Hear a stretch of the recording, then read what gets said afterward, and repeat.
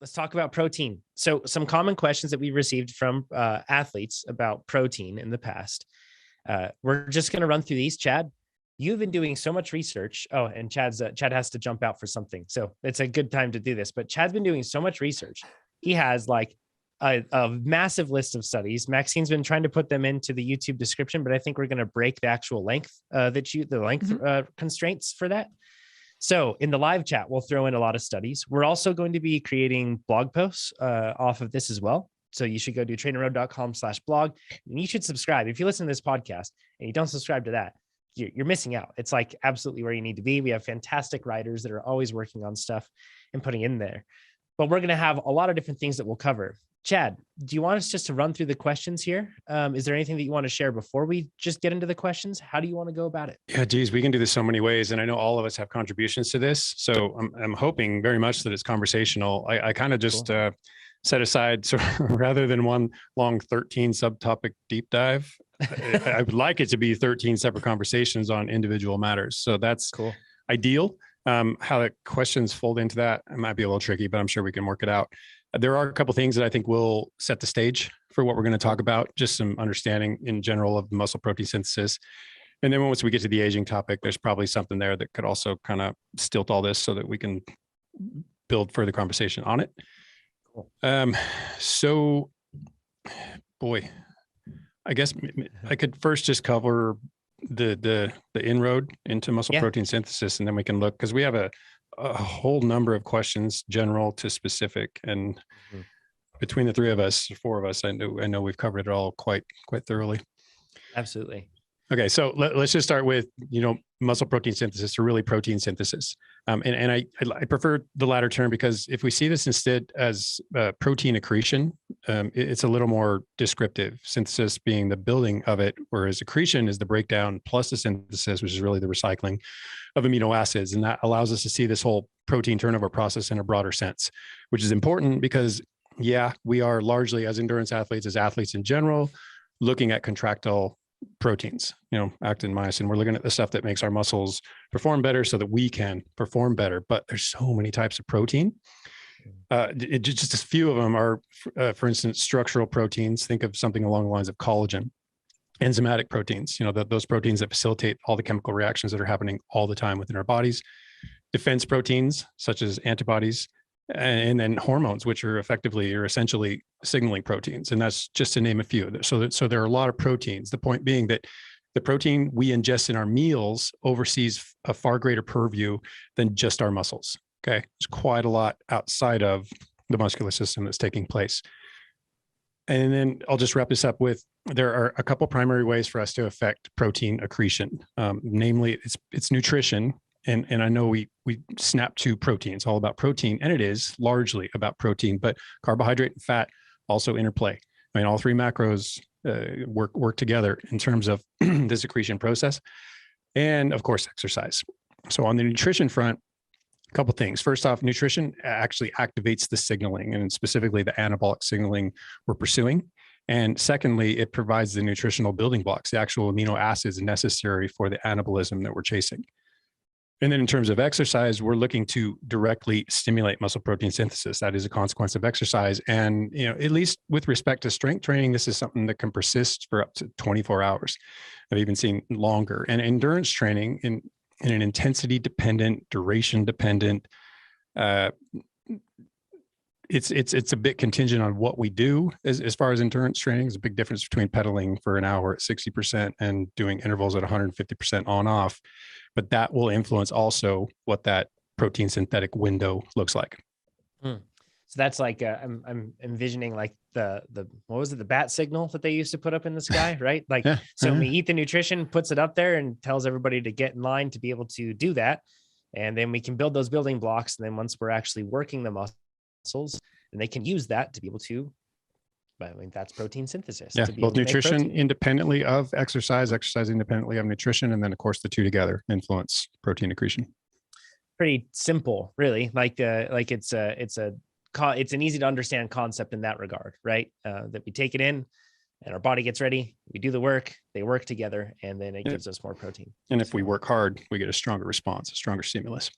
Now, the reason that this is so important, Chad, just at a very basic level, is because, particularly with endurance training, you can break down you can accumulate a lot of fatigue and damage muscle fibers and do everything else with these long, repeated motions over hours and hours. So even though a cyclist and, a runner, a triathlete might not try to look like, Mr. Olympia or Mrs. Olympia here, at the same time, it's extremely important because you're rebuilding quite a lot of damage that's being done, right? Even though it's not lifting big weights. Yeah. I mean, you just automatically associate protein intake, accretion, synthesis, assimilation, all those things with strength training, as though that's the only context in which it's relevant. And us as endurance athletes, we have so much of our bodies, and so much of that is dependent on protein. All we really see is carbohydrate, because yes, that fuels the work, restocks our stores so that we can work again. But protein is incredibly important, and just going on behind the scenes that entire time. And if it's not addressed efficiently, most stuff breaks down, and it gets even more important as we work into the latter years of our lifestyle, especially if we plan to be athletes throughout them. So can we get into the questions of basically how much do I need to take in then for athletes? Totally. So a lot of cyclists ask this, and we kind of build up in our minds that like gym rats just like basically swim in a bowl of whey protein at all times. And they're also chewing on protein bars while they do that. And if you look up general protein guidelines, it can be difficult because you might not be getting guidelines for endurance athletes. So Chad, let's go. Let's first, I would say that let's be respectful and let's go to women first here. Because I assume it doesn't matter women to man, and how much should each person be taking in those contexts? Yeah. And we can, I'll kick this off, and Hannah and Amber can certainly take it from there, but it's, I have only a little bit of information on the whole male female differences. It's going to be a quick contribution from me. And it's not because it's not important. It's because there's just not a heck of a lot of literature out there. I mean, there's a ton of blogs, there's a ton of magazines, there's a ton of information that you can acquire, but I wouldn't rely on any of it, if I'm honest. The issue is that most of the research literature, and a lot of the research does include women, it's just demographics in general, and they typically bracket it by age, just refer to adult recommendations. So commonly, I mean, super commonly, the recommendations are based on body mass alone. It doesn't really differentiate between men and women. And it does make sense in the terms of a human this size needs this much protein, a human this size needs this much protein, and the muscle mass is probably going to follow in, pretty close accordance with the size of the person. So it does make sense to me. I do see more studies surfacing, and I do see a greater importance placed on the fact that we typically only look at male athletes. We typically only look at younger male athletes, and that shift toward older male athletes has definitely taken place, and the shift toward older athletes in general, and a shift toward female athletes, which is refreshing and nice to see. What I did come across, which is kind of interesting, ever so slightly off topic, but is one thing is women in this article this research paper just surfaces that women respond really similar to strength training in terms of both strength and hypertrophy as men do when we put it in relative terms. So the changes are super similar as long as we look at the changes in the increase from baseline. So men started here, women started here, men finished here, women finished here. What was the percentage change? Really close across athletes. So the excuse that, men are more anabolic in nature, men have a greater capability to pack on mass, well, because they're larger, all these things can kind of distract us from the point that women can achieve a lot the same, roughly, very closely actually, as men can. So that's encouraging from a strength training perspective on the women's female side of things. And then secondly, women tend to metabolize or oxidize less amino acids. And that's kind of cool, because when we're super concerned with, maybe my carbohydrate intake was insufficient, and now I'm going to start leaning on the protein end of things, and that's not desirable. And that happens, depending on the circumstances. Women seem to have a bit of a estrogen protective effect. So it's kind of a win for, the higher estrogen levels. And then finally, just the recognized differences are between men and women, or male, female, are just most evident during, and I quote, the main phases of hormonal changes. So I interpret that to be, during certain times of the monthly menses, during perimenopause, menopause itself, closely postmenopausal. And that's really all I have to offer on this matter. So this is, Amber, you mentioned working with a nutritionist, and when working with that nutritionist, you found that you were protein deficient. Yeah. Can you explain that process, what you went through and what you learned?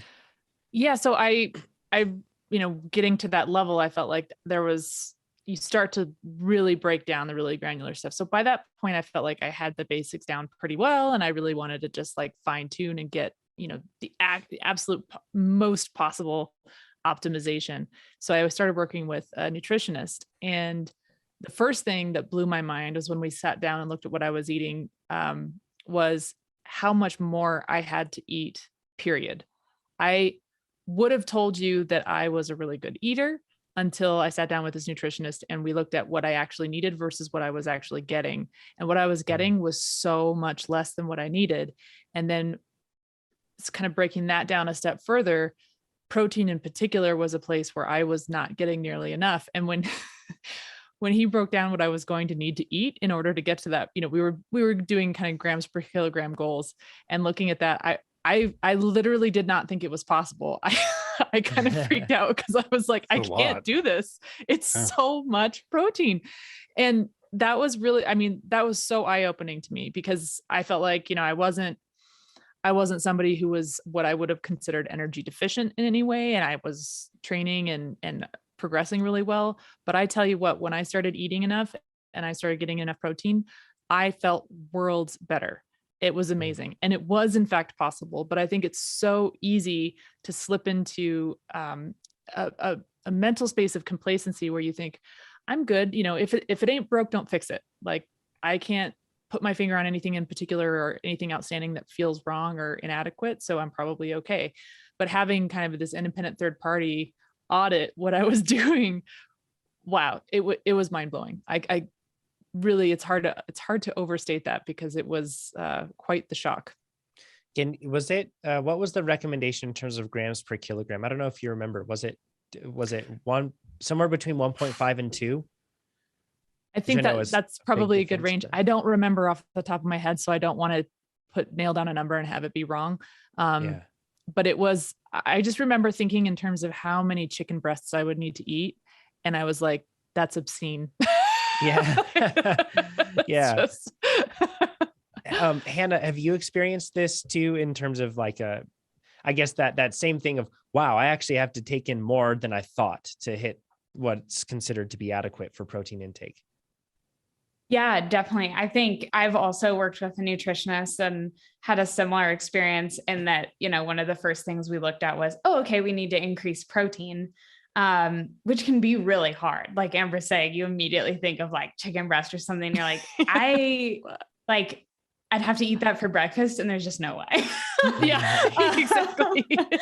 But I think too, something that's interesting, for me, and maybe others will relate to this as well too, is when you hear something like you need to drastically increase your protein intake, you immediately think of, okay, well, if I'm increasing my protein intake, I'm probably increasing my caloric intake as well, which means maybe I have to decrease something else or make space for this. And it's really not the case. Whether, at least for me, in my experience, your body really regulates according to the energy that you're giving it. And so, when I'm really optimizing my nutrition, sometimes I'm eating, or I can eat way more calories and maintain the same weight because my body's using it. And you just have more energy, you're having better workouts, and you're using that energy, versus if you didn't give yourself that energy, that food, that protein, your body just wouldn't have it to use. And so when you hear, increasing protein, it's not necessarily meaning you're gaining or losing weight. It's simply what it is, increasing protein. Mm-hmm. That's one of the arguments in favor of like paying attention to macros, right? Because then you're making sure that you're getting like the right sort of thing. Chad, is there anything else that you want to, and I want to put this in context. So me weighing, how many, I think like 68 kilograms or something. So if I was 68 kilograms and I was eating somewhere around 1.8 grams, it's like 3 or 4 chicken breasts a day, I think, that I'd have to take in order to hit that 3-ish, a little under 3, actually, forgive me. Yeah. So that gives you like a good point of reference to be able to understand that just in those terms. But it's not like we just get protein from meat, and we'll get to that later. There are a lot of different sources from which we can get it. So don't everybody run out and go get 3 chicken breasts for breakfast. Chad, is there anything else you want to share on the gender split side before we run into the next question, which is maybe even a more common one of, okay, well, I'm ultra endurance. Do I need protein? Or I'm a sprinter. Do I need more protein? No. And I'm ready for that. Yeah. Let's do it. Let's get into it then. Because that's like, so this is once again playing on the, I'm ultra endurance. I'm not trying to be a big muscly person. So as a result, I probably don't need as much protein. Yeah. Or there's the other side when they say, well, I'm doing a lot of work and I probably need protein. And then sprinters it's like, well, I need to be big and muscly, so I need protein. Are any of those assumptions? Let's just go through them, Chad. And they're valid to a degree. I mean, different intensity levels do yield different protein requirements, different energy requirements in general. So if we look at this, and I kind of broke this down between protein requirements from the endurance perspective, and then we can later on talk about the strength perspective. There's some interesting learnings there, especially if you're engaged in strength training along with your endurance training.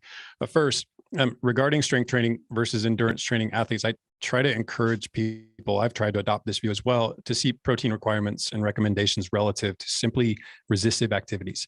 It really doesn't matter what it is. It's any form of exercise or training requires both energy and protein.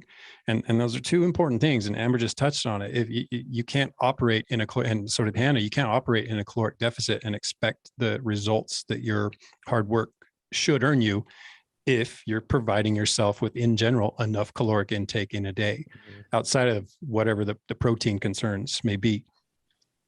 I cited a study. All these are linked. There's a whole pile of links on this one, man. There's a lot of information on protein out there as it applies to all things. It's crazy.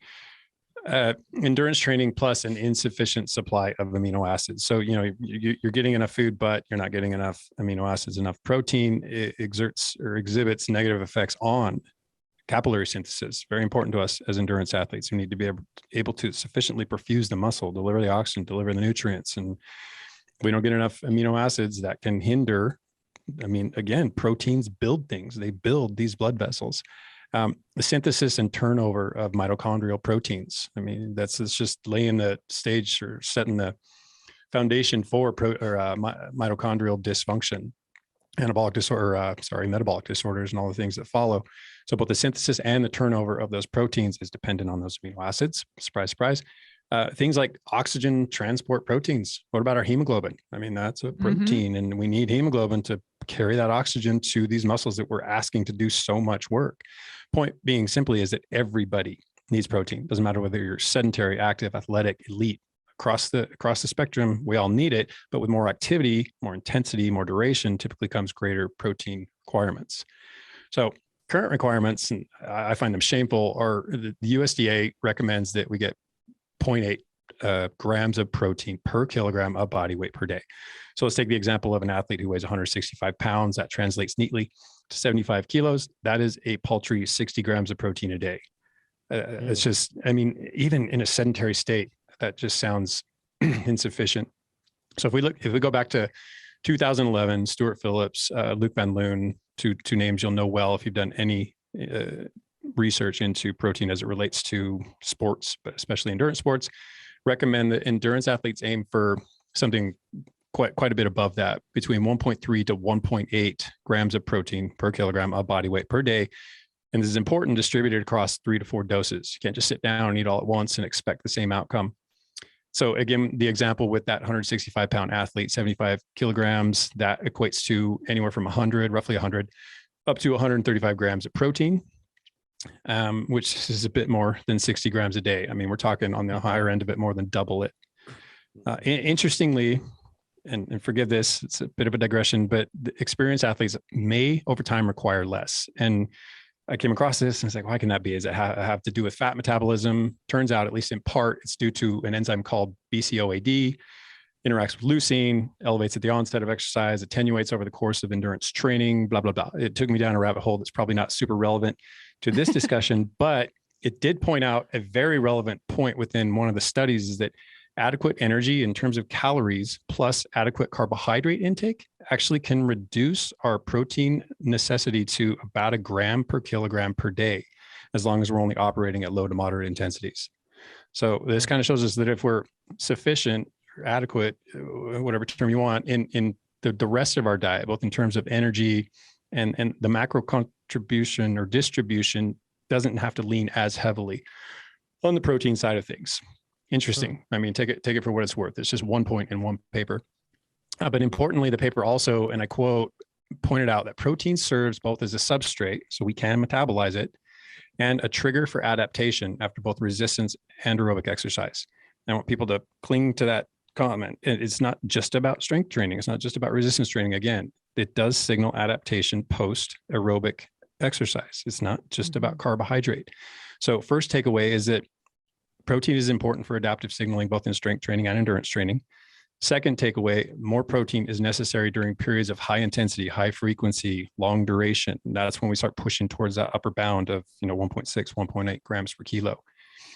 And then finally, I'll close this little section with a 2016 endurance training study that put the current recommendations at that time up to the 1.2 to 1.4 grams per kg per day.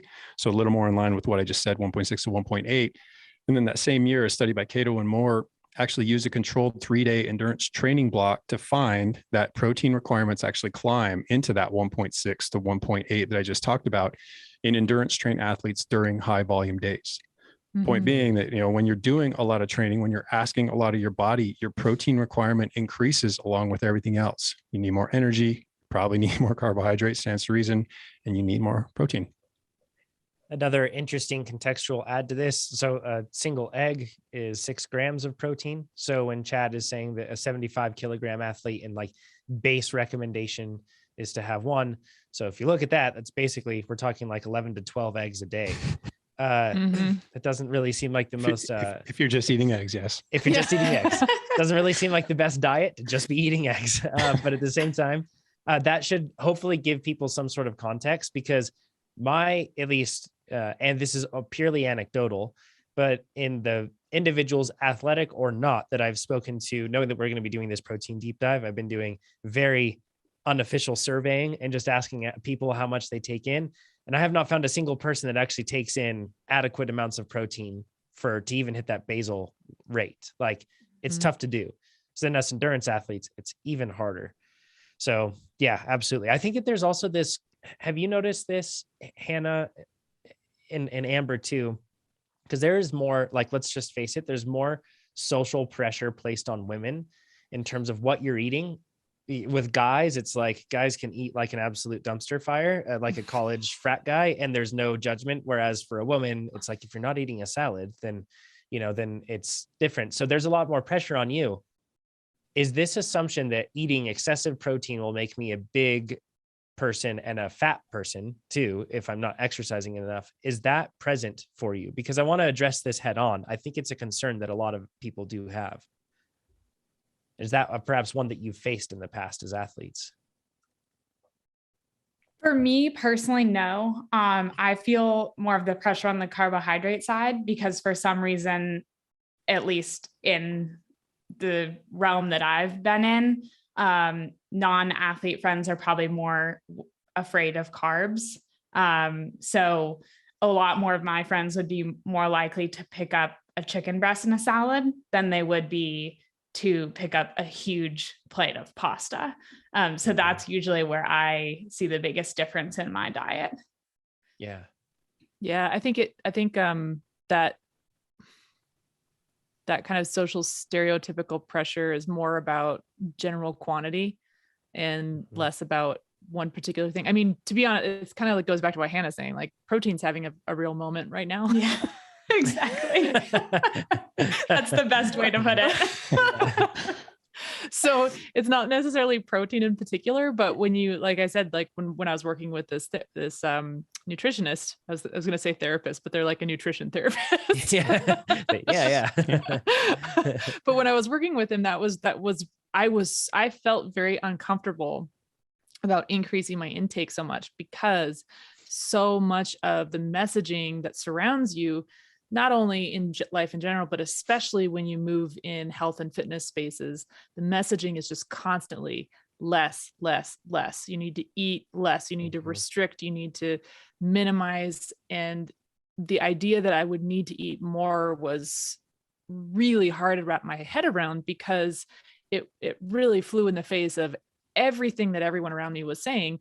And yet, when you look at the science and you look at the evidence, it's plain as day. There's no, on that front, there's a lot in science that is really uncertain and sticky and contextual. But the one thing that is like absolutely clear is you need to get enough food, period.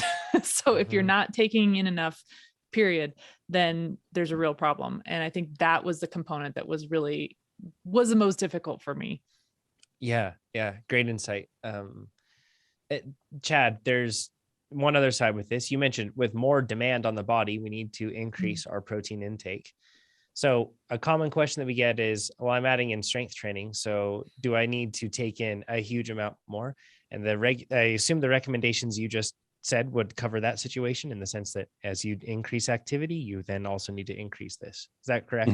Yeah. Is there anything special for strength training when you're incorporating it with endurance athletes? It does get tricky. I actually kind of lumped this into a brief discussion or a brief offering on weight loss, protein as it relates to weight loss, and strength training kind of tied into that pretty nicely. Cool. So, and I like to first refer to a pretty recent paper by, again, Stu Phillips. If you don't know the name and you want to learn about protein, you need to know that name.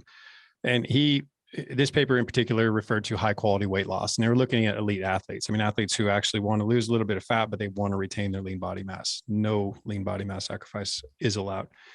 So the endurance training plus fat loss kind of pins that range at the 1.6. It's not outside of what we're accustomed to based on the discussion so far, based on what endurance athletes need, but it puts the high end of that range all the way up to 2.4 grams of protein per kilogram per day. So that's way up there. Now, the severity of the caloric deficit, the intensity of the training, these are things that are going to influence which end of the range you're on. You know, are you coming in a couple hundred calories short of what you require? Are you going for 500 to 800, which is ridiculous and unsafe? Don't do it. That will say, you know, I need to supplant this many of my carbohydrate calories with this many grams of protein. But the example, again, using the same size athlete, the 165 pounder, 75 kg, that puts the range at roughly 120 up to 180 grams of protein per day. And if you distribute that over 4 meals, it's a heck of a lot of protein dose, a heck of a high protein dose per meal, somewhere along the lines of 30 per 45, 245, sorry. Wow. Which, you know, just basically says probably have more doses. Don't try to just bury yourself in protein at each feeding, because, man, over the course of a day, doing that 4 times is going to be cumbersome. It's going to be a bit of work. So let me direct this at strength training just for a minute and refer to a very recent paper, well, a few years ago, by Brad Schoenfeld, Alan Aragon. And they talk about, they're looking at anabolic maximization. So, you know, they're looking at it from more strength perspective, probably a physique athlete, people who are trying to pack on as much mass as possible, but there are some takeaways that are valid. So in the case of anabolic maximization, the range is, again, that 1.6 pushing up to 2.2. That's not a big surprise, but they break it down in a more useful way. And they talk about dosing it in 0.4 grams per kilogram per meal across at least 4 meals. And there's that at least. If you can't do it across 4, well, do it across 5 or 6. It doesn't have to be a whole meal. It can just be a protein snack in between somewhere. Eat breakfast at 6, you have your snack at 9, eat breakfast at noon, you have your snack at 3, breakfast dinner at 6, and then a post or a pre-bed infusion at 9 p.m. It's not that hard to do across a day, especially if your concern is adding muscle mass. To hit the upper limit, that 2.2 grams per kg per day, that shifts up to about 0.55 grams per kilogram per meal. So the same athlete, 75 kilograms, now we're looking at about 40 grams per serving, gets you that 160 grams per day, equates to that 2.2. So that's if you're really looking to pack on the mass. It's not necessarily us. And it's also, it kind of touched on this already, but if you don't want to eat 4 times a day, I mean, if for whatever reason you want to do it in less, 3 doses to meet the daily intake, so 3 squares a day, in a study that I've linked to here, actually led to less fat mass, same lean mass over 34 randomized controlled trials. So we're looking at a whole lot of trials, a whole lot of people involved. If you want to do it in 3, go crazy. I mean, it's a lot of protein to ingest at a time. And then Eric Helms is the resource I like to lean on anytime it comes to dieting and strength training. One of the fellows over at Stronger by Science, and he recommended that dieting during strength training, you aim for, now this jumps up a bit, 2.3 all the way up to 3.1 grams of protein per kilogram of fat-free mass. So you got to deduct your fat weight first. Look at your lean body mass, which in the case of this 165 pounds, 75 kilogram person, let's put them at 12% body weight. That knocks them down to 145 pounds, 66 kilograms, getting them, I mean, that's 150 to 200 grams of protein per day. I mean, that 2.3 to 3.1 range, that's a heck of a lot of protein. So my guess is in the case of adding mass or retaining mass and dieting during strength training, you got to eat a lot of protein. Pro tip regarding this whole dieting plus strength training is the satiety effect is actually kind of tied to meal viscosity. This was kind of an interesting study that I came across randomly. And the point is that solid induces more satiety than semi-solid, which induces more satiety than liquid. And the takeaway is that if you lower your satiety, it can translate to higher performance. There is a link between, and we've seen this on the bike for sure. If you come into it underfueled, I mean, it affects your brain immediately and it affects your body eventually. Same thing with strength training. You can have the same amount of calories, but if you do it in a more solid form of food, which yes, does mean a bit of planning, you're not going to want to go into it with a full belly of protein prior to a hard workout, but just some information to tuck away. And the more solid the food is, the greater the satiety effect. And then a final point when it comes to dieting, whether it's endurance training or strength training, is always strive for preservation of lean body mass. And that's why these protein requirements are so high, right? They want to lose fat and maintain the muscle mass is the last thing we want to do. I just can't think of any context where it really makes sense to ditch muscle mass. I suppose we could contrive a couple bodybuilder who wants to be the best endurance athlete ever. Yeah, maybe you're going to shed some lean mass, but everyone else, hang on to it. So some upsides of the maintaining that lean body mass, or it improves your postprandial, post-meal glucose disposal, improves your lipid oxidation, improves your basal rate or your resting rate. And these are all the things that head list, but there's also an obvious potential in most cases for performance effects of more muscle. I mean, again, why would you want to ditch muscle that can actually do work? In most cases, you want to hang on to it. So lean body mass preservation also offers further support for slow weight loss. And this is the point that I really want to get at. The study that looked at over 200 subjects, and each of them lost in excess of 8% of their body weight. The loss of free fat mass or fat-free mass, sorry. So lean body mass, and this is often as a result of the rapidity of the diet. If they cut too much too fast, impact their daily energy expenditure, saw an increase in appetite and an increase in the eventual weight regain. So by sacrificing that lean body mass, they hampered their ability to resist their appetite's call and put on more weight than the people who lost the weight more slowly, who didn't mess with the system as much. Which brings me to my final point, which are some general recommendations, not mine, although I do agree with these. Weight loss should take place at a really conservative rate. We're talking anywhere from 0.5% to 1% of body weight per week. And you have to track your body composition. You can't just look at the scale. You can't just hop on there and hope that that's everything as you want it. I'm losing just fat. I'm preserving my muscle mass. This isn't influenced by water weight. You have to look at all those things if you really want to be diagnostic about this whole thing. If you want to understand everything that's going on, this ought to be coupled with an effective strength training program. And I like the use of the word effective because it should be effective. You're not just going in there and pushing lightweight around on machines and calling it a workout. Have to have sufficient protein intake. I think that's clear by now. And obviously adequate sleep. I want to recap a bit of what you said, repackage it a bit, Chad, because I think it's really important to catch. It's really tempting to feel like, oh, I'm in this catch-22, because if I'm trying to lose weight and I'm an endurance athlete, I need to make sure I get adequate carbohydrate. And the world's typical answer to dieting and losing weight is just don't eat any carbs. And yeah, you drop a lot of water weight when you do that. You don't have any glycogen in your muscles. And as a result, you drop a whole lot real quick.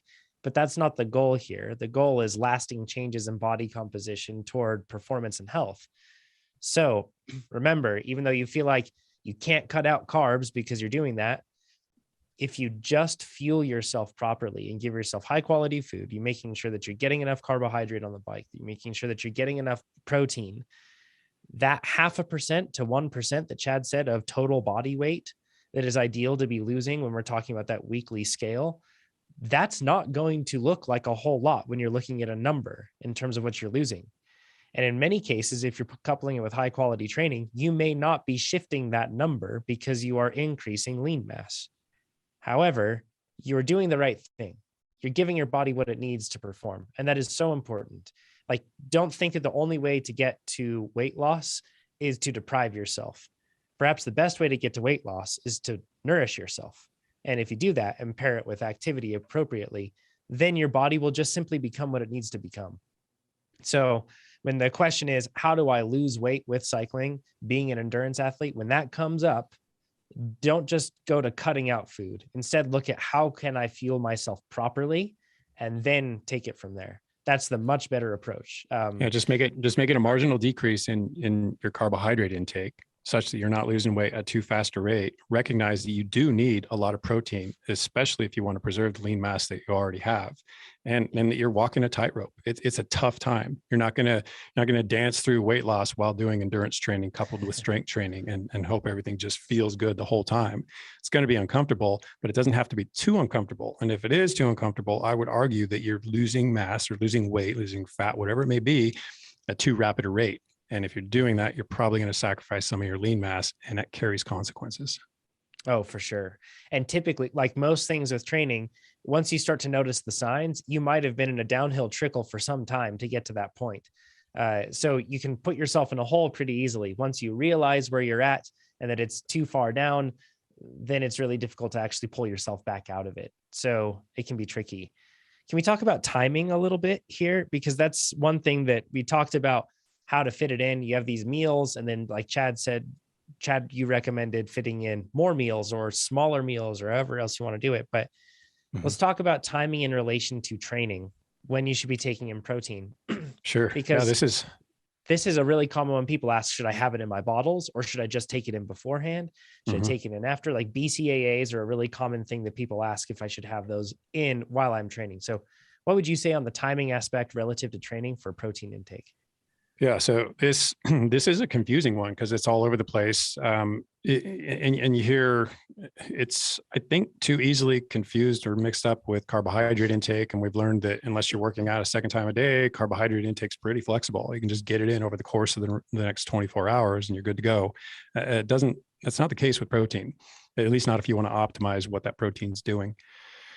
So harken back to 2013, and I think this was the paper that kind of kicked it all off. It was really a who's who of exercise nutrition scientists, and the lead author was Jose Arreta, and they looked at maximizing muscle protein synthesis via different forms of protein distribution, and they were looking at strength athletes, but so much of this carries to endurance athletes just fine. And the conclusion they reached was that every 3 hours, ingestion of 20 grams of carbohydrate elicited the highest levels of muscle protein synthesis. Close the book, done deal. That's what we need. Everyone's on the same page, but everyone's not. By the way, if you do that 4 times a day, that's 80 grams of protein. That's, for most, that's probably insufficient for athletes. Pretty much all of them, that is insufficient.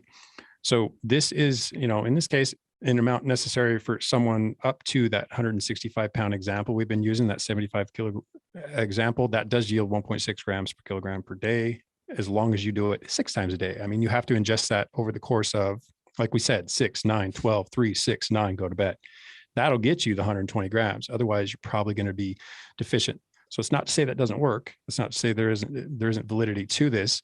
And the explanation behind it is that you need sufficient leucine, and we can talk about that. I have some notes on it if we want to dive into it a little, and other essential amino acids in order to promote muscle protein synthesis.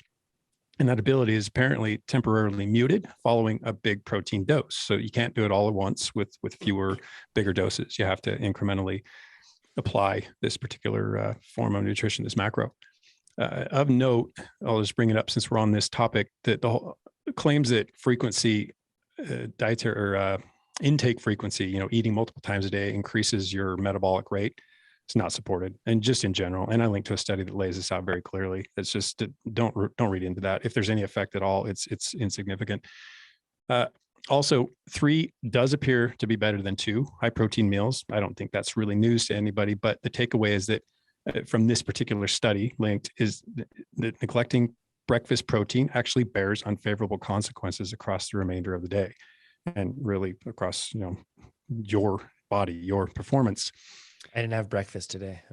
Yeah, well, that's yikes. That's something you may want to address. And man, breakfast is I'll the just go easiest get time. breakfast. You guys keep going. Take the show. Yeah. But let's talk about breakfast for a second, because it is the hands down easiest time to duck out on your protein requirements. So easy to pour a bowl of cereal and some milk and say, oh, milk's got 4 grams, 8 grams, 12 grams, whatever.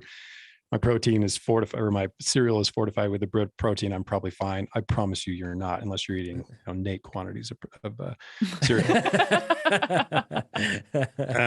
So, and then one other study, and it may not seem relevant, but it is, they looked at competitive male rowers, and these guys were trying to operate in a surplus so that they could pack on mass. And they distributed their protein intake across 3 meals, and then another group did it across 6 meals over the course of the day, which is what I just said is, I recommend in terms of small protein doses frequently. But they found that there was no effect on weight gain, no effect on body composition, no effect on appetite. So if for whatever reason you don't want to eat a ton of times a day, this study at least backs up the possibility that 3 times a day is just as good as 6 times a day when it comes to body weight, body composition, and appetite. Okay, now let's talk about 1 hour prior, 1 hour post. And this is at least regarding strength training. This study showed that pre-workout intake is maybe a bit more effective than post-workout intake. So the takeaway there is that pre-workout protein supplementation or just protein ingestion is more effective at muscle protein synthesis than post. So again, from a strength training perspective, kind of interesting. And then I think a question that almost always follows is, why not make my post-workout protein immediate? Why do I have to wait this hour? And you don't have to. You can ingest it immediately, but you kind of want to tie it to the intensity of your workout, perhaps even the duration of your workout, because both those things can actually reduce gut reduce gut blood flow, which can incur or cause a transient intestinal damage. And in doing so, this impairs your protein digestion and absorption capabilities during at least early post-exercise recovery. So straight off the bike, straight off of an intense workout, straight off of a very long depleting workout, your gut might not be up to the task. It's not to say you can't do it. It's just to say you might not be maximizing your protein ingestion in terms of what protein can do if it's given an intestinal tract that's ready to accommodate it. So the point is, if the intensity was high, the duration was long, maybe a combination of the two, give it a bit of time. As far as during workout nutrition or during workout protein intake, strength and yes, endurance activities both benefit from carbohydrate during to prevent protein oxidation, right? So the carbohydrate isn't just to fuel the work, it's also to prevent us from oxidizing proteins. Yep. And then also protein during to stimulate muscle protein synthetic rates and decrease muscle protein degradation. So, that whole positive muscle protein balance that we're looking for. It's not, however, to increase acute performance. So the whole idea that we ingest protein while we work so that we can perform better, not much to back that up, really not anything that I came across. However, there's a whole lot that says that we can support adaptation during exercise versus just pre and post. We can set the stage pre, we can obviously facilitate recovery post, but this supports, and there's quite a lot of support that shows us that we can support the adaptive process while we are actually delivering the stimulus for it. That's so cool. So yeah, contextualizing that looks like if you are just have a single race day, it's probably not important. You aren't going to race better by taking in protein while you ride, right? And protein can also, depending on how you take it in, can really mess up digestion and make it so that you don't take in many. Yeah, exactly. So it's really tricky. But if you're talking about a training block and you're talking about day after day sort of a thing, this small level of supplementation could likely help your body continually make the favorable adaptations you're chasing, right? Adaptation that will eventually lead to better performance, but not necessarily in the moment. So would that look like taking in something like BCAAs, or what digests easiest when you're on the bike? Yeah, I didn't look into that, so I really don't have anything for you. I do know that, whey protein, it seems to head the list anytime they do studies where they need quickly delivered protein, and milk products in general, or a company with lactose. I don't know too many people who want to ingest milk while doing a workout. I don't know how you keep it cold, first off, and secondly, that's just I don't know that I recommend it. So gross. And I've done it actually. It's not pretty. Is this something that you would only recommend for really long-term results, or what about for something like a stage race?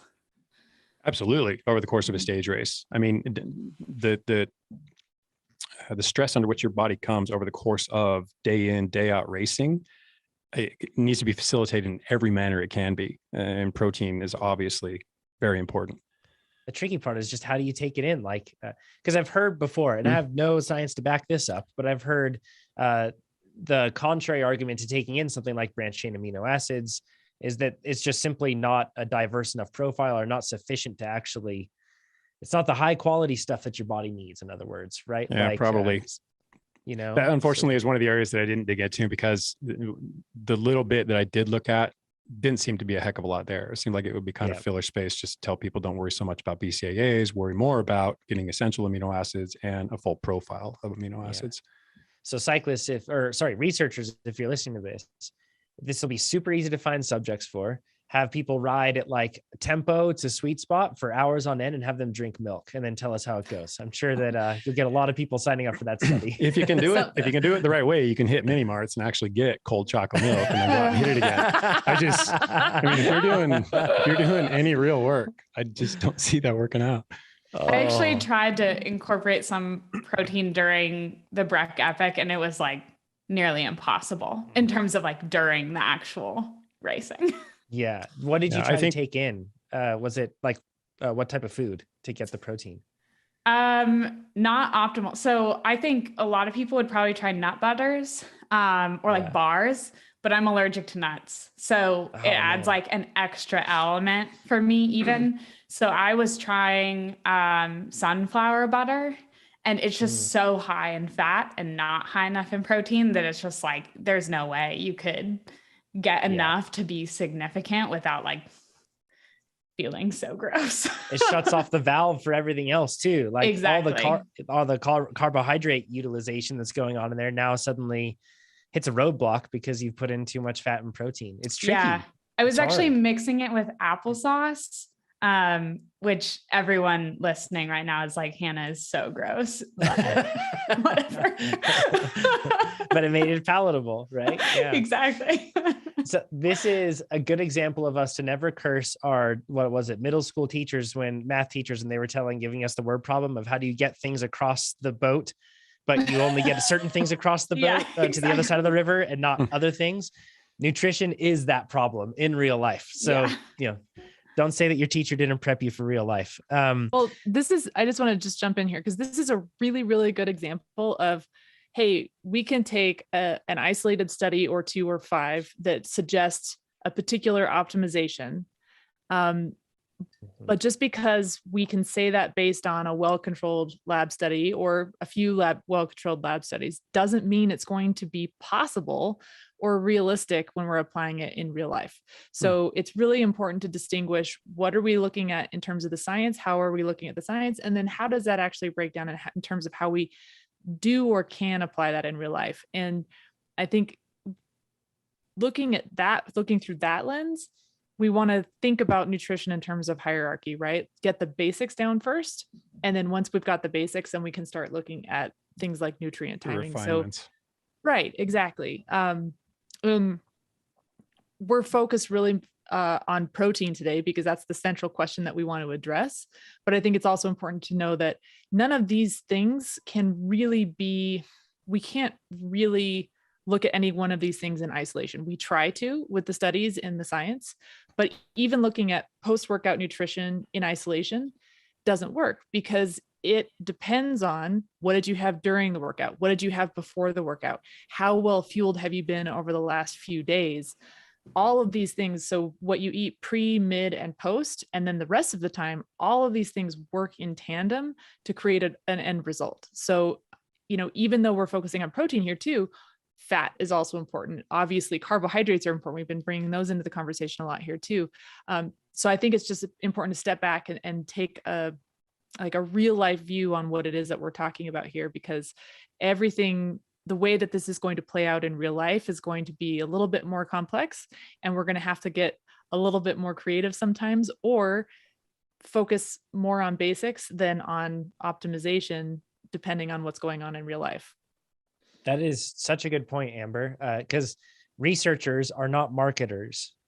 And that is a really important thing to change. So a marketer tells you what to do, right? A researcher is simply saying, this is what we observed. But just because they observed that does not mean that that is something that then translates directly to our action. It should inform us. Right. And it should stand as a data point with all important context attached. But boy, is it so easy to take a study, or to even take the title of a study or the central concept of a study, and to pull that and just decide that, hey, this is how I'm going to do. Companies do this nonstop, but this is exactly what you need to do. Individuals do this. It's common. So, well, the important thing is to take it, and that I don't want to throw, this is a terrible saying. I was going to say, I don't want to throw the baby out with the bathwater, but it's a terrible, terrible thing.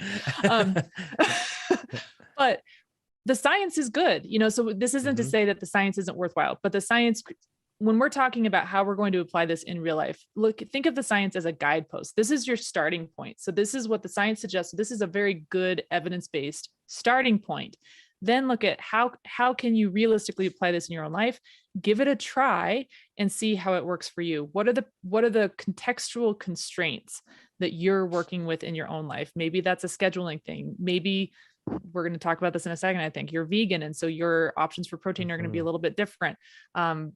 All of these things are context that's really important, that's going to impose constraints on how you can apply this stuff. So the science provides an evidence-based starting point.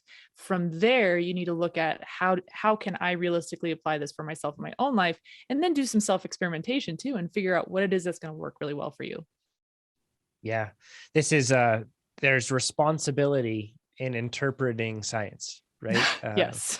There's a whole lot to it. So, and it's difficult because we always want to have like the answer, and we want to just go right with it. And you just have to recognize that research is narrow in context by it just is. I mean, it can get hyper specific contextually. So and it's so fun.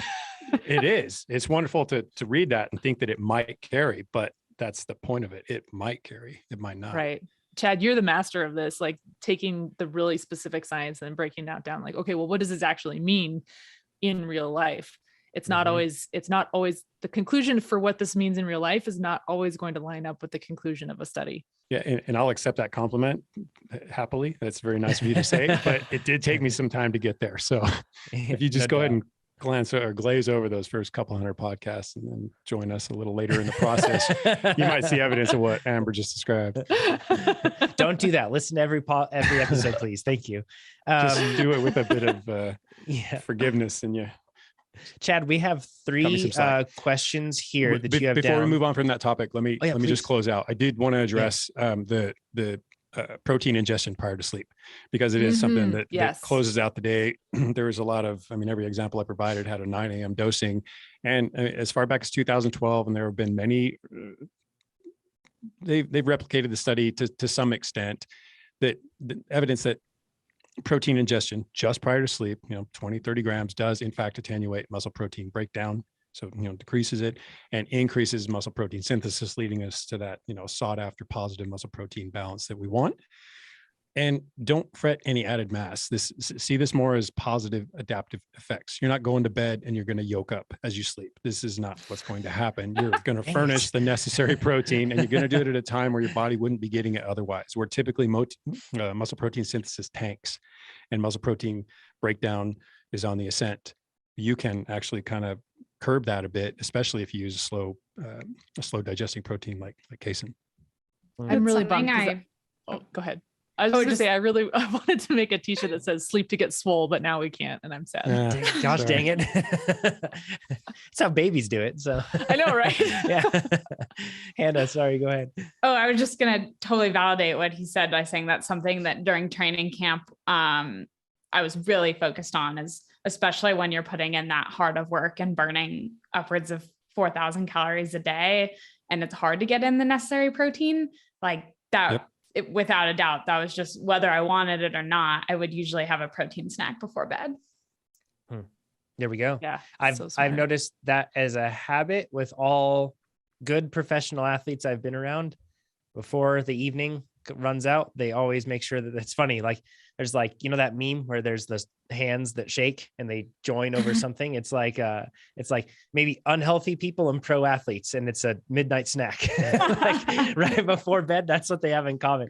But it's funny to see, like they usually are, it's more like macro focused, and they're making sure they're getting enough protein. And when they're training back to back hard days, they're making sure they're getting even more carbohydrate because they simply can't get enough. So it's cool to see.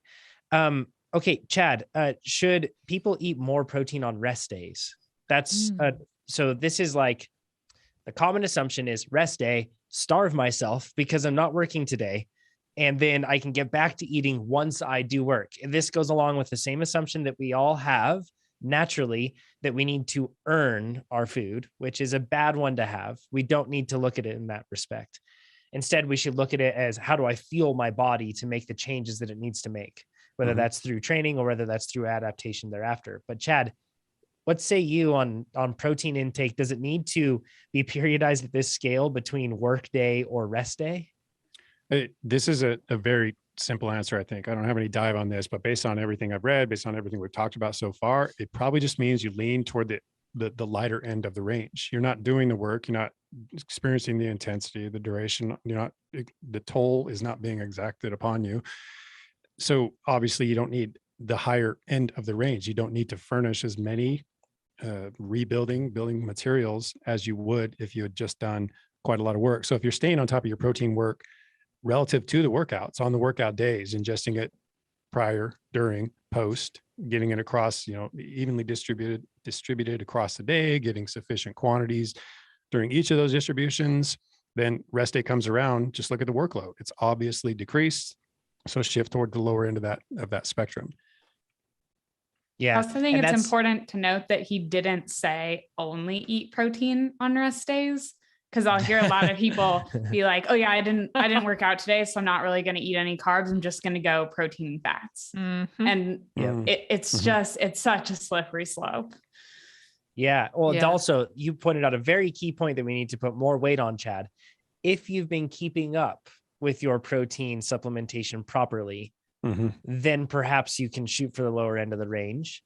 But that's a big assumption, because most of us probably are not keeping up with that. And it's the same thing with carbohydrates too. It's really difficult if you're in the middle of a training block to stay on top of it. So your rest day, rather than a day of deprivation, your rest day is actually a day where you can catch back up. And you can make sure that you're giving your body what it's been deprived of just because of the nature of training. And that's real. And I think you can play catch up. I just don't want people to fall into the trap of playing catch up, waiting for the rest day to catch up on their nutrition. That nutrition needs to be taking place as optimally as possible all along the course of your training, such that when you hit that recovery day, you are pretty on top of it. If you have to play any catch up, well, there's an opportunity, but don't use your recovery days as that opportunity.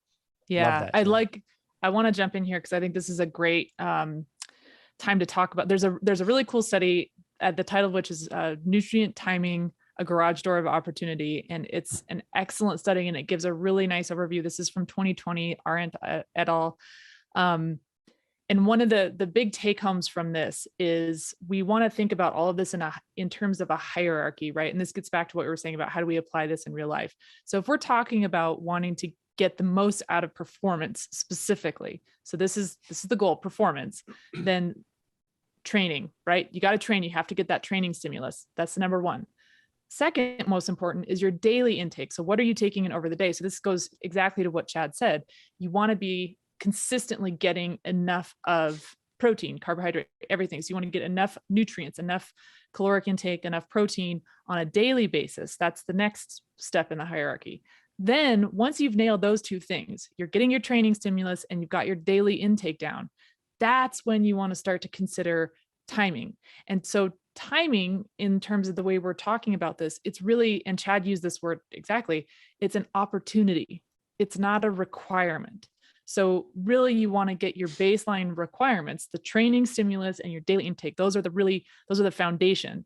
that you need. And then you have an opportunity with pre, mid, and post, pre-sleep, all of these timing manipulations that you can use. You have an opportunity to perhaps get a little bit more out of it.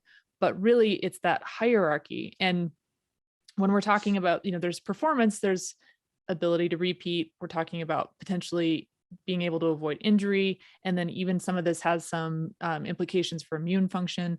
But it's important to think of all of these things working together, because again, they don't work in isolation. And yeah, I would really suggest anybody who's interested to check out that paper, because it gives a really nice contextual overview of kind of the history of the science and where we are now, and how you don't need to panic if you've been trying nutrient timing and you missed a step or something, because really the most important thing is that you're making sure you're in a good energy balance state based on what you're doing just day in and day out.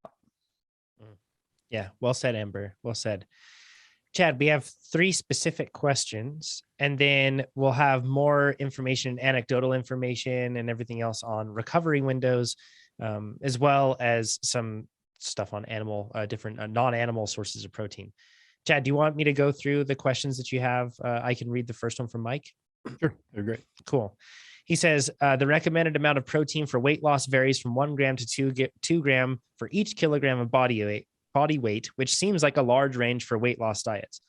And once again, if you think of it from 1 to 2 grams, doesn't seem a whole lot. But when you look at it between, it's basically 100% jump from 1 gram to 2 grams. It's quite a lot, right? He says, I've also heard that you shouldn't have more than 20 to 25 grams of protein in a shake at a time, because your body can only absorb so much protein at a time, and then the rest gets wasted. Does this apply to lean meats as well? And can you eat enough lean protein to store excess as fat? Or does it not, making lean meat the perfect weight loss food? So there's a lot of questions packed into this, but I think that the core question that we're getting at is there a limit to how much you can take? You covered that in terms of what seems to be optimal, right?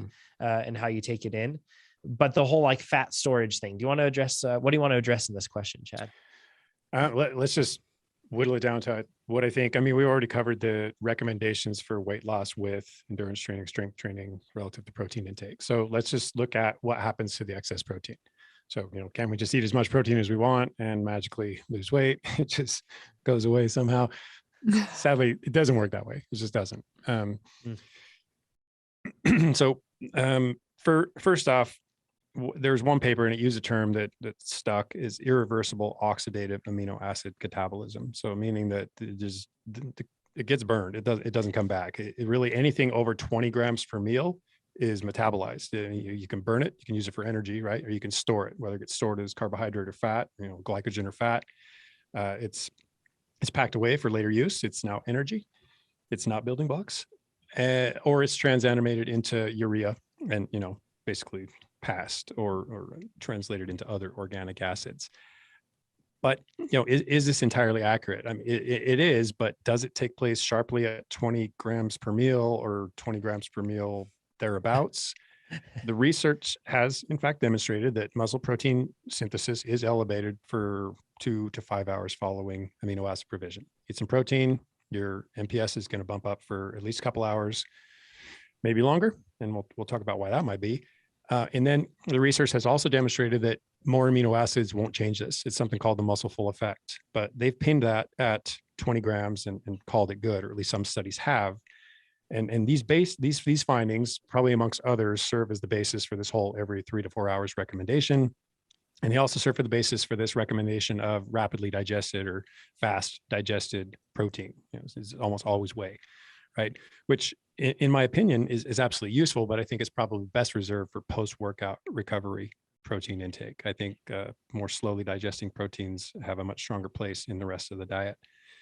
So at, I'm not sure what date that was, but flash forward to that same paper, I think I've already talked about, probably with Brad Schoenfeld and Alan Aragon, 2018. They pointed out the limitation in Areta's study, which is the one I talked about, where you would only get 80 grams over 4 servings. And they weren't, taking aim at him specifically so much as trying to figure out, is this accurate? It doesn't seem like that's enough protein for most athletes to operate on. So as a reminder, in Areta's study, the total intake was 80 grams, which actually equates to less than 1 gram per kilo per day. So it's more in line with the USDA requirements, which maybe was what they were after, But in their defense, it was also just a 12-hour study, not a 24-hour study. So if we do double that, they're pretty much right on track. But Areta also used only fast digesting whey protein, and I'm not shaming whey protein at all. That stuff is legit, and it's a terrific source. But in this case, just that 20 grams. So this is relevant because when protein is ingested with other macronutrients, the rate of digestion changes, and with it, so does the amino acid assimilation. Okay, so whey in particular metabolizes really rapidly. We're talking about 10 grams per hour, hence this whole 2-hour recommendation. Every couple of hours, you can redose again, and you're probably staying right on top of that muscle protein synthesis. And a quick note is this rapid absorption can actually lead to lower overall rates of MPS and higher rates of amino acid oxidation. So because you're ingesting it so quickly, because it's reacting so quickly, you might not get as much muscle protein synthesis as you could out of it. And you might see more of that amino acid intake oxidized. It's almost too rapidly burning, at least is the argument here. So the point is that slower digesting protein is arguably a better option most of the time. I agree with that. And then the same goes for slower digesting proteins in general. For example, you were talking about eggs earlier. A cooked egg, the protein metabolizes at about 3 grams per hour. So very slow by comparison to whey protein. So if you were to eat an omelet and achieve your 20 grams intake, that would take roughly 7 hours to metabolize. Wow. So the amino acid distribution and assimilation is going to take place over a much slower time course, which means you can probably get away with more protein intake than just that 20 grams without wasting the rest of it. Yeah. I knew, I'll say 2 athletes over the course of my career who were really big on traveling with hard-boiled eggs. And you would not believe how many hard-boiled eggs they would go through on a daily basis. It was amazing. It's an awesome protein source. So that settles it. Everyone should have hard-boiled eggs and eat those on the bike. That'll go great. Not going to work very well for vegans though. So we're going to have to, we'll have to touch back on that. On the bike, that's your own prerogative. Just don't eat them on the plane, please. Oh, I know. Or in any closed spaces. That's just please unkind. don't. Yeah, please don't. Can we actually move into the alternative sources, Chad? In a minute, yes. Let me just close out with a couple more points. So what we're driving at here is that the slower digestion leads to less oxidation of the amino acids. So we don't necessarily want them to be oxidized. That's not what we look for. When we want to oxidize substrate as fuel, we're looking at carbohydrates. Amino acids have different ends. And this leads to greater whole body muscle protein synthesis, which is, the holy grail. That's what we want, right? And many factors actually influence the rate of protein assimilation metabolism. I mean, what's your meal composition? What's the size of your meal? There's just so many other things that this study, like we were just talking about, it simplifies things too greatly. In their context, they found out something useful, but does it carry? Not necessarily, especially not to athletes who are doing a ton of work in a day after day. But the paper's conclusion, the Schoenfeld Aragon paper, is to maximize anabolism. So again, they're looking more at strength athletes, but their recommendations were 0.4 grams per kilogram per meal across at least 4 meals. And that will push them up to 1.6 grams per kilograms per day. If you want to be at the higher end of that range, then it's 0.55. So do the math, multiply your weight times this, and now you have your grams of protein per serving that'll nudge you up to that 2.2 grams per kilogram per day.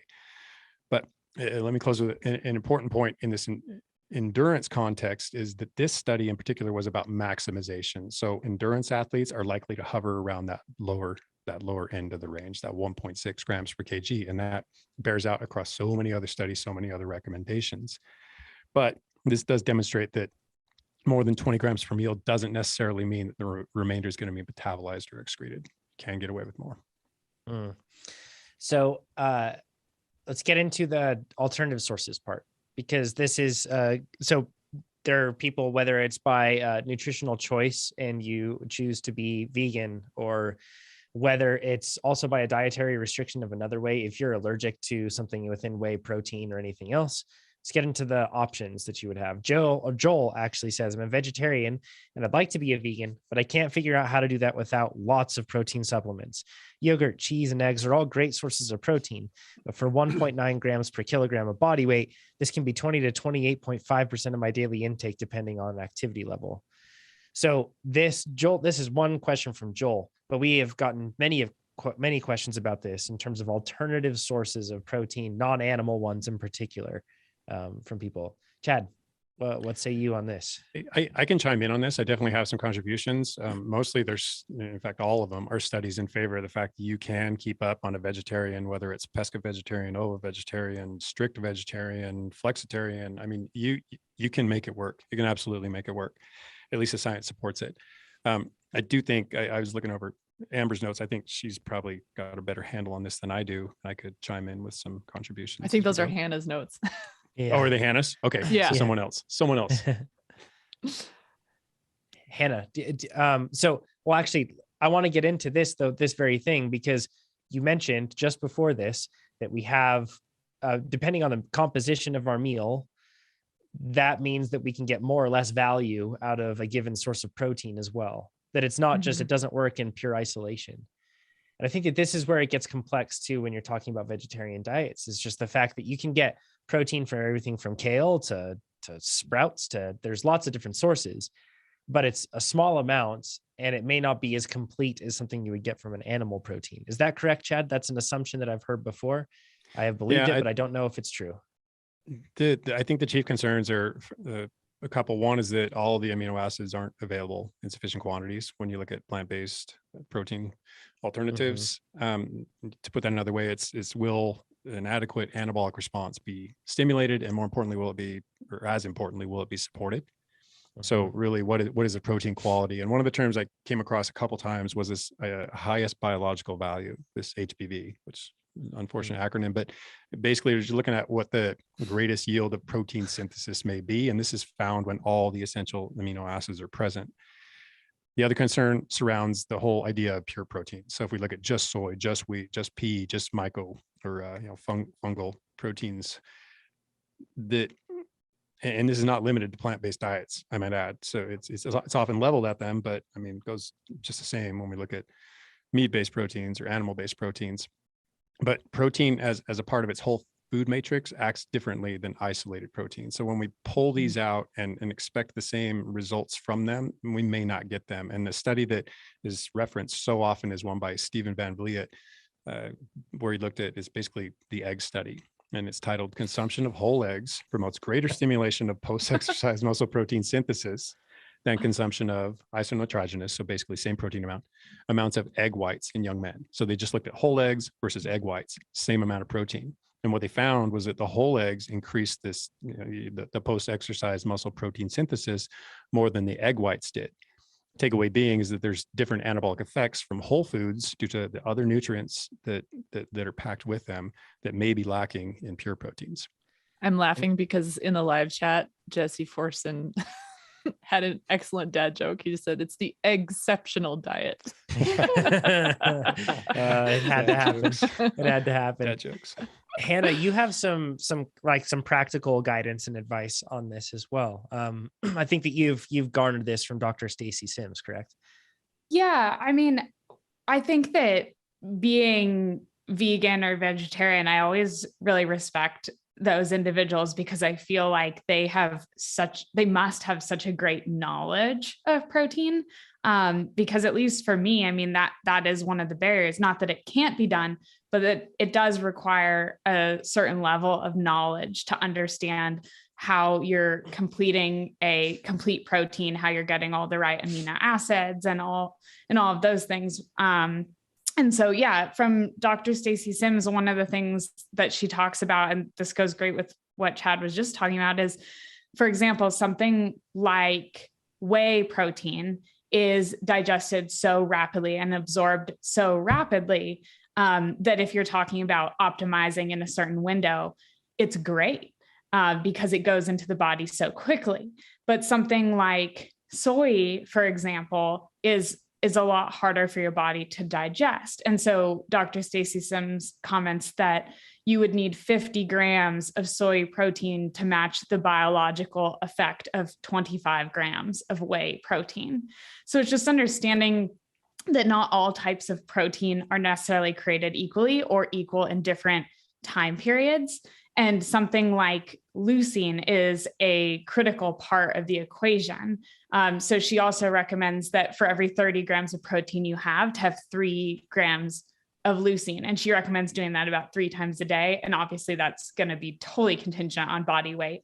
But once again, going on with what's Chad saying of these doses multiple times a day. But for example, good sources of leucine would include lean meat. If you're vegetarian, obviously not going to work. Greek yogurt, if you're vegan, not going to work. Nut butter on sprouted grain bread, and then BCAAs can actually be found in green tea. So there are non-typical sources of protein that you can sneak in a little bit here, a little bit here, a little bit here, that all add together to create your needs. But I think that you have to get a little bit creative when you're not having the typical source of protein. And you have to have a pretty good understanding, not just of when the label says, 5 grams, 10 grams, 20 grams, like what are those really coming from and what types are they? And how is that affecting your body in particular? Yeah, this is, let's get into 2 other points now. One, we'll get into aging athletes, and then I want to get into practical advice thereafter in terms of recovery windows in particular. And really, Hannah and Amber, let you two take that one, since I'm just the facilitator here, so not sure what I'm doing here. But Chad, in this case, a question from Ed. He says, can you address the question of whether older or masters athletes require more protein than younger ones? And if so, how much? A super common assumption we hear as well. Yeah, and this was the question that kicked off my whole interest into, and not just because I'm a master's athlete, because I want to understand what happens to the body as it ages. It's going to come for us all. So don't think to remove from this threat. So because I'm pushing up against it doesn't mean y'all aren't going to get there eventually. All right, Chad. Okay, so what say you? Okay, let me set the stage by discussing protein as it relates to aging in general, and then we can talk specifically about masters athletes. So the truest threat to muscle strength, muscle function, and therefore performance is sarcopenia. So if you've heard this term, it's just the age-related degeneration of skeletal muscle, both the muscle quality and the quantity, and less tissue. So the quantity end of things just yields less strength, yields lower physical performance, lower capabilities in general. It's not a desirable thing. It doesn't matter if you're an athlete or you're a sedentary, or I hope at least an active person. This is something that is undesirable, to say the least. Sadly, also, it equates to a blunted response to both strength training and endurance training and protein ingestion. So it carries. All the ways that we can, should be able to defy it are the ways that it affects, or the things that it affects. Typical onset, starts as early as mid-30s into the early 40s perhaps, but it isn't until your 50s or 60s where it becomes most noticeable, and it attacks the type 2 fibers. If you have to put it in terms of loss per the loss rate per year, we're talking 0.5% to 1% of muscle mass loss per year. Now that's with some qualifiers. If you're actively working against this, that is not you, not to that degree anyway. Dr. Brendan Egan also mentions that strength diminishes at a greater rate than the loss of mass. So at like about 1.5 times the rate of muscle loss. So this is not a 1-to-1 loss of strength to mass sort of ratio, unfortunately. And then the real bad news is that you can't stop it. But the good news is that it can be attenuated. It can be slowed. I'm sorry, these are hard truths. They're truths nonetheless. That is some fatalist over here. Based on what we know so far, good luck. I'd love to say otherwise. Just roses. I love it. Okay, good. Well, there are roses though, because we can. Can't wait to grow old. We can attenuate it, so we can slow it. And how can we do this? But through exercise and nutrition. Not to be the cloud of doom, but there are some fun accompaniments to sarcopenia. It's too late. Let's just get them out of the way. Decreased neural capabilities. And that makes sense, right? If you're not using the muscle mass, why would the lines of communication stay open? Why would you have that neural capability? Decrease anabolic signaling, especially with respect to growth hormone and testosterone. And I bring those two up in particular because they're super relevant to us as endurance athletes in general. Increase recovery time. And what does that do but lead to lower training frequency? And what does that do but lead to lower performance because we can't train as consistently or as often? And overall, a decrease in the anabolic response, which brings us to what I see as the blanket cause of sarcopenia, at least in the research literature, anabolic resistance. I do see this as a sort of a chicken or the egg question. Is it anabolic resistance that leads to sarcopenia, or sarcopenia that leads to anabolic resistance? I'm still not clear on that. If someone can illuminate me, feel free. I'm not sure I'm going to care past this deep dive. I just want to forget most of this. So it's minute 90 into the deep dive. Okay, so so sarcopenia basically, or I'm sorry, this anabolic resistance basically means that the same protein ingested yields a differing or a blunted synthetic response. We don't get the same muscle synthesis, unfortunately. So basically, really simply, more difficulty stimulating muscle protein synthesis, giving the same amounts of protein we typically ingest. And again, it's our type 2s that are really at stake here. They kind of drive, for lack of a better description, loss of muscle mass that accompanies aging. And this is primarily due to a decrease in muscle protein synthesis, easy enough. And that seems to outweigh the muscle protein degradation. But sarcopenia can lead to, does increase muscle protein degradation, but it also leads to decreased protein degradation, which sounds like a win, but it's totally not, because in this case, muscle protein degradation, in all cases, is a tightly regulated cell repair removal process that is absolutely necessary for the health of our cells, for their survival. And in skeletal muscle in particular, the threat comes, at least one of the threats comes in the form of increased accumulation of non-contractile tissue. So junk we don't want in there. It's not doing work. It's just hanging out and isn't being necrosed or apoptosed, or I don't know if you make those verbs, but it's not being disposed of in the way that it's supposed to be. This degradative process it's kind of broken. So normally our concern is positive protein balance. Positive protein balance. Yes. It slipped. I'm surprised you didn't super troopers us with that one, you know, like squeeze Flip it into cultural commentary. Yeah. Like maybe he was actually saying protein the whole time. We just needed to listen closer. Yeah. Oh, that was good. Okay, but typically that's our concern, right? Positive protein balance. We want to be on the more synthesis than degradation side of things. But with aging, now we have to concern ourselves with quality control of this whole protein turnover process, which puts a whole different angle on this muscle protein degradation. So along with aging comes this decline in mitochondrial dysfunction, this decline in insulin sensitivity, this decline in reduced physical endurance. And it all gets laid at the feet of aging, when more and more research is bearing out that this is more likely due to physical inactivity and increased adiposity. And a lot of the time, these things get lumped under the idea or the notion or the term chronic inflammation. Right? That's just what it is. Chronic inflammation is going to do us all in, when we can actually fight it by increasing our physical activity, decreasing or fighting adiposity. But the real bummer is that all of this leads to lower training frequency, lower training volumes in older athletes, which leads to a lower anabolic stimulus, which creates this vicious cycle. But the takeaway, the light at the end of the tunnel, or the light in general, is that we can use nutrition, we can use exercise or activity to rescue us. And the term activity I use specifically because there was a study done on the impact of activity, just activity, on protein uptake, AKA digestion and assimilation. And at least one aim with nutrition and exercise is to increase our anabolic sensitivity. So this study looked at how training preserves the whole young muscle response to protein ingestion. Okay. 762 Dutch people aged 18 to 99 were included in this study, but of particular interest to us is the subset from 61 to 70 years of age.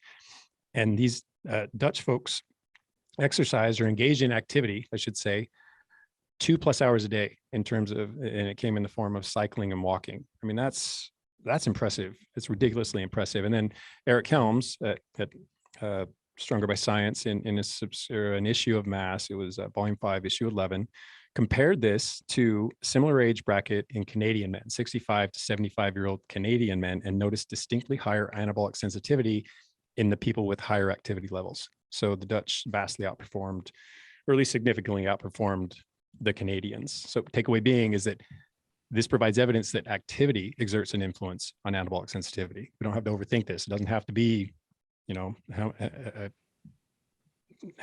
what's your intensity on the stair stepper or on the bike, or how hard are your intervals. We don't have to get that specific. This is just activity, walking and cycling. And I have to, and study did elaborate. I mean, we're just talking walking, getting your steps in. and don't count steps. That's not what I'm condoning, but getting your steps in, going to the coffee shop, riding your bike instead of taking your car, taking the steps, taking the elevator, all those obvious easy gets.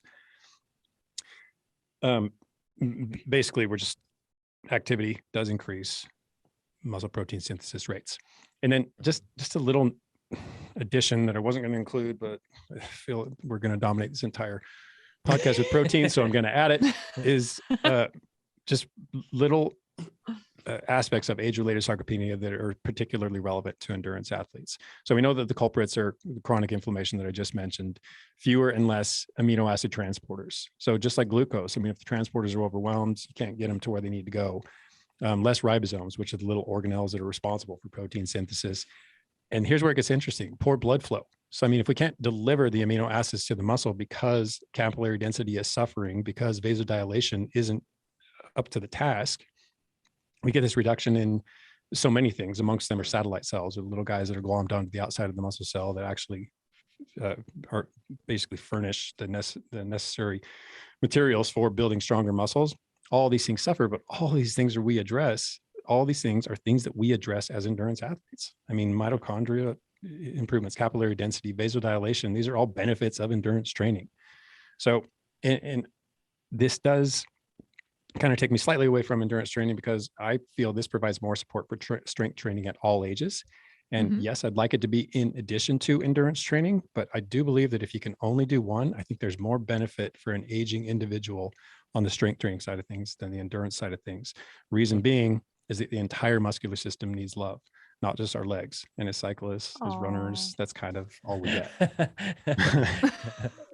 So Chad, I'm going to wrap this back around to the first thing that we said when we talked about you can signal muscle protein synthesis by food that you take in, and also by the exercise you're demanding from your body, or putting your body that your body's doing.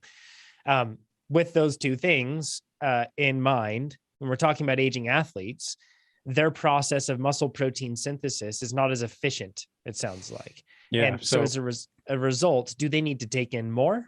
And then they definitely need to keep exercising and to be able to keep up that end of the equation, but they also need to take in more as well. Is that correct? Maybe. So it depends. The question, it actually does. It does, in light of new findings. So it's pretty reliably demonstrated that more anabolic sensitive muscles, which typically reads as younger, incorporate more of the consumed or dietary protein, right? The more of it that you intake, the more of it actually makes it to the muscles and the other proteins that it needs to build. One study looked at people in their early 20s, 20 grams again. So 0.25 or 0.25 grams per kilogram, roughly thereabouts, elicited the highest rates of muscle protein synthesis. Same study used people who were closer to 70 years of age, and it required 50% more to achieve the same, or at least similar rates. Then a 2016 opinion piece by Stu Phillips, Luc Van Loon, and others looked at 35 studies from 1998 to 2014. Same findings: 20 grams elicited maximal stimulation of muscle protein stimulus in younger adults, 20 to 30 bracket, while 40 grams was the necessity in older adults, 40 to 65 bracket. With all this in mind, a very recent study by Daniel Moore looked at masters athletes' protein requirements and found that they were basically the same as the protein requirements of their younger athletic selves, which highlights the differences between sedentary and athletic test subjects. So it reminds us that the researchers and us have to keep in mind, is this an apples to apples comparison? If we're looking at sedentary people's requirements and their responses over time versus someone who's been athletic all of their lives, different, well, perhaps not different protein requirements as they age. Interesting. That's a really, really big thing to look for. If anybody who's listening is interested in reading studies like this, looking at who are the subjects that are being, that are taking part in the study, and training status is a huge factor that can strongly influence the outcome or the results of a study. So that's a really important thing to take into consideration when you're reading science, but also when you're thinking about how you want to apply it in your own life. Yep. Yeah, there's a lot of this, the responsibility that goes with interpreting research for sure.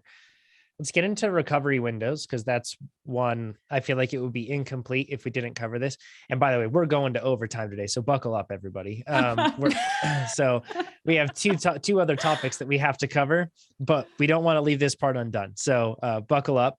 And let us know. If you don't like long podcasts, go to trainerroad.com/podcast and use the survey to tell us about it. If you do like long podcasts, let us know in that survey. Go take it.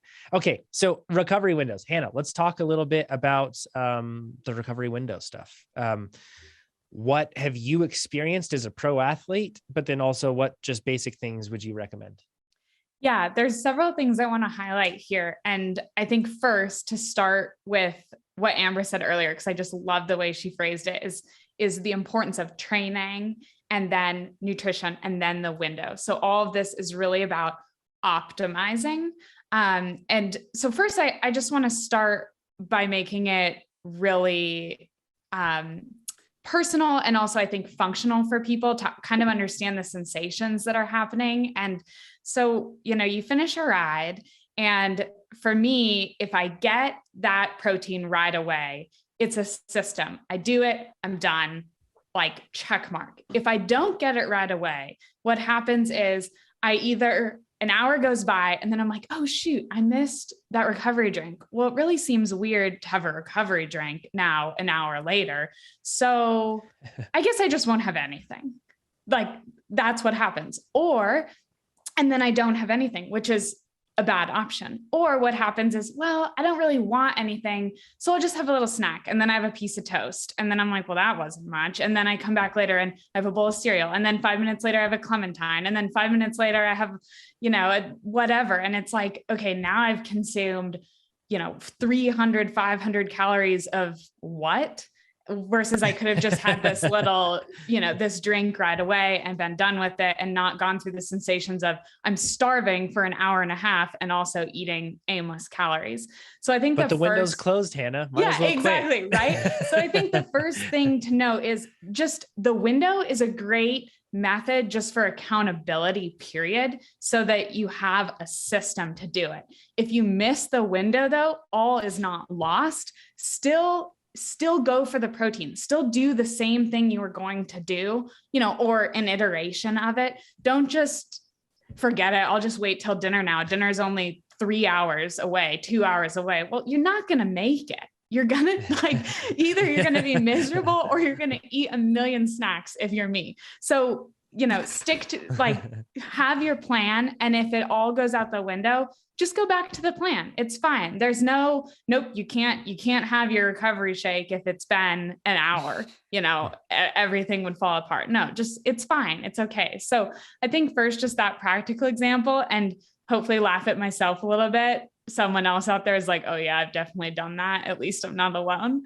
The second thing is to kind of validate that with a little more science. So specifically for women is what I wanted to highlight is that, so I'm taking all of this from Dr. Stacy Sims, which for those of you who don't know her, she specializes in sex differences of environmental and nutritional considerations for recovery and performance in women. So most of these things are coming from her book, Roar, which she takes over 100 studies in that book is what she's pulling from.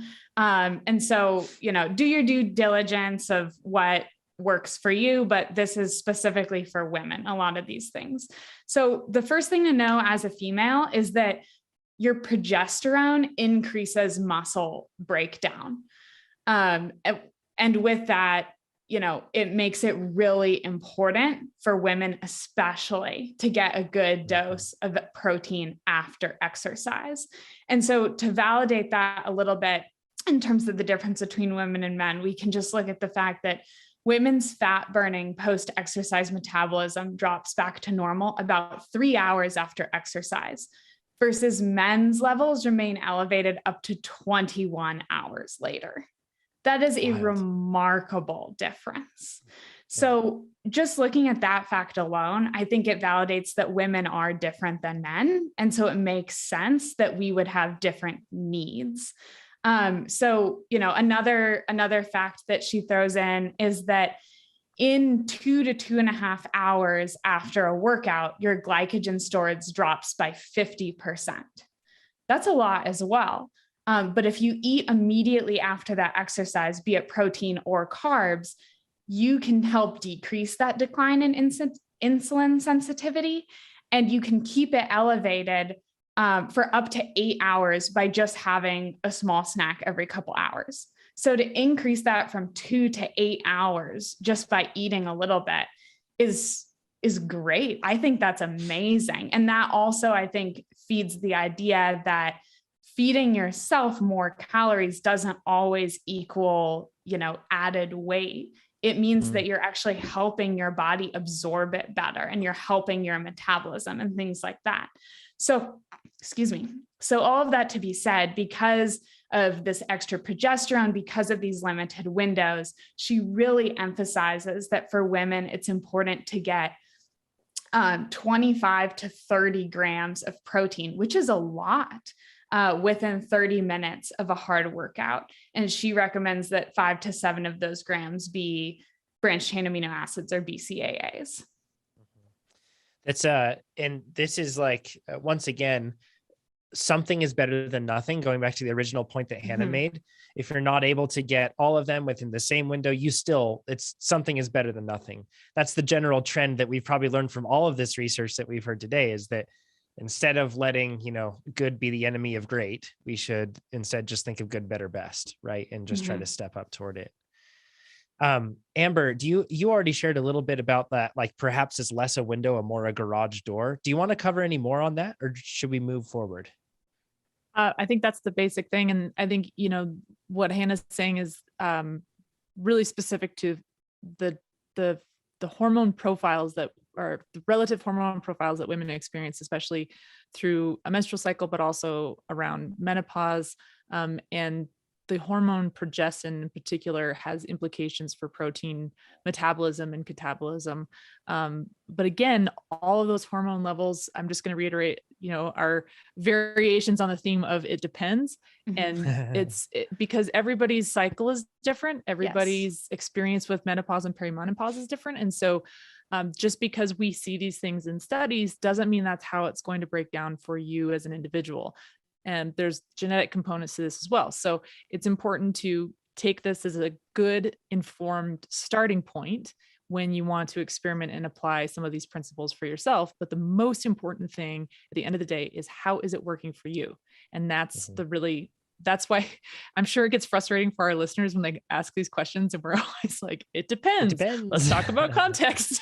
But that's because that's the truth of it, and we're not going to, it would be a lot easier to sell you a silver bullet and try to convince you that, oh, you just do X, Y, Z and you have outcome ABC. And it's not that simple. It's not. Exactly. There's a lot of responsibility, once again, in interpreting research and science. And there's a responsibility on our end in terms of individually applying that. And that's a process of trial and error and trying to control the variables as much as possible and getting close to recommendations and seeing what those are like, but hopefully what this deep dive on protein has done is helped us all recognize the importance of protein, that it is one of the key components of the process of adaptation when we're talking about endurance athletics, not just strength training. So, and that all of us should be looking at how much we're taking in and trying to give ourselves enough. That's the goal. You're trying to give yourself enough to be able to do the amazing things that your body can do. If you like this video, make sure you give us a thumbs up. If you didn't like this video, you can give it a thumbs down, but let us know what you would have done differently in the comments below. If you want to see more of these videos, make sure you subscribe to our YouTube channel. And if you want to become a faster cyclist, check out TrainerRoad.com. Do it.